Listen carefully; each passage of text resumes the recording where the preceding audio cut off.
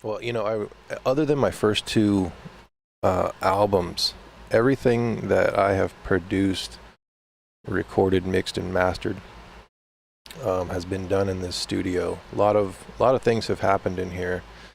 Um, Multiple albums. I've had friends come in, hang out, make music. Ran a podcast through here. That's a Trip podcast with my homie E. Such good times. YouTube videos, green screen stuff for YouTube, music videos.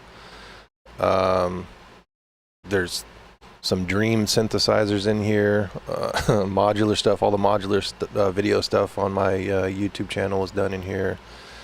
I could probably go on and on. It's a musician's dream, honestly. And when I went through those dark times and all of that creativity was ripped from my body, mind, and soul, this studio slowly turned into a storage unit, and kind of honestly to me turned into almost like I felt like it was a place of shame and like broken dreams, and it was hard for me to come back in here. So I feel like it truly is a miracle that I'm back in here so quickly, and that's how things have gone with this live streaming. They just have been coming together magically and quickly, and I've been trying not to overthink it too much and just do it.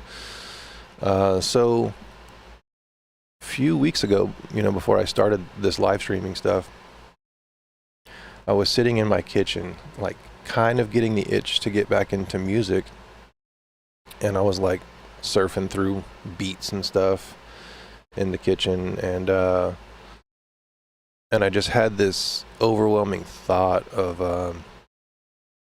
how am I gonna pick up the pieces and do this again? How am I gonna continue, or am I gonna give up? Is that it? That was the music. That was my whole life and history of music since I was a little boy. Is that where it's going to end? And just thinking about the work that goes into producing and mixing and mastering, and if you're doing video stuff, editing, publishing, distribution, marketing, it was just like an overwhelming, where do I go from here? And in that moment, I had the thought of what came to my mind was from reading Jesus, where I just heard, cast your net again. And by that time in my life, I knew what that meant. I'll read it here to you guys if you're not familiar with it. But essentially it was, what came to me instantly with that saying was, you've done it all these years without me. Now you have me. Cast your net again, and see what happens. So it was like a deep sigh type of moment, okay, whatever you say, here we go. I'll do as you say, and put my trust in you. And shortly after that, started doing this live stream stuff. Shortly after that, just everything came back. I wouldn't say quite full force, because I've been pacing myself here, but it was like, all right, no excuses, let's get after it.